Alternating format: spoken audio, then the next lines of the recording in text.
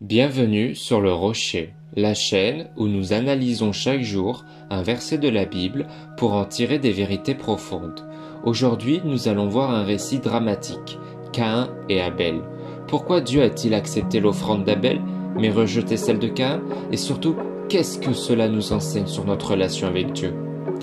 L'Éternel porta un regard favorable sur Abel et sur son offrande, mais il ne porta pas un regard favorable sur Caïn et sur son offrande. Genèse chapitre 4 au verset 4 à 5.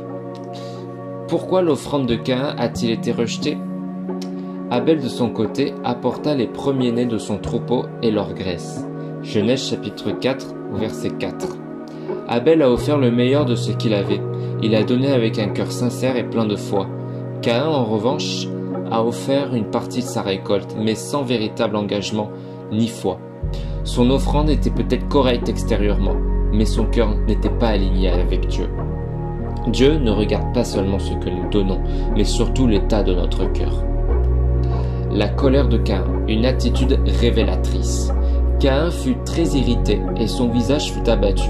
Genèse chapitre 4 au verset 5. Au lieu de se remettre en question, Caïn s'est rempli de jalousie. Il aurait pu corriger son attitude et offrir à Dieu avec un cœur sincère, mais il a préféré accuser son frère plutôt que de s'améliorer.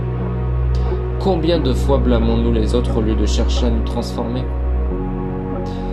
L'avertissement de Dieu est le choix de Caïn.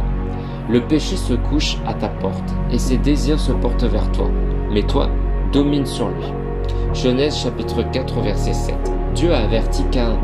Le péché veut te posséder, mais tu peux le dominer. Mais Caïn a choisi la jalousie et la colère, et il a tué son frère.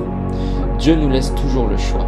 Nous pouvons laisser la jalousie, l'orgueil et la colère nous dominer, ou bien nous pouvons écouter Dieu et changer. L'histoire de Caïn et Abel nous enseigne une vérité essentielle.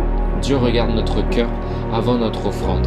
Il nous appelle à lui donner le meilleur, non par obligation, mais avec amour et sincérité. Et quand nous sommes tentés par la jalousie ou la colère, Dieu nous offre toujours une porte de sortie.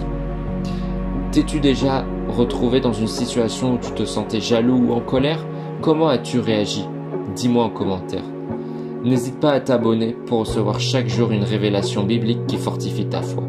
Que Dieu te bénisse et à très bientôt.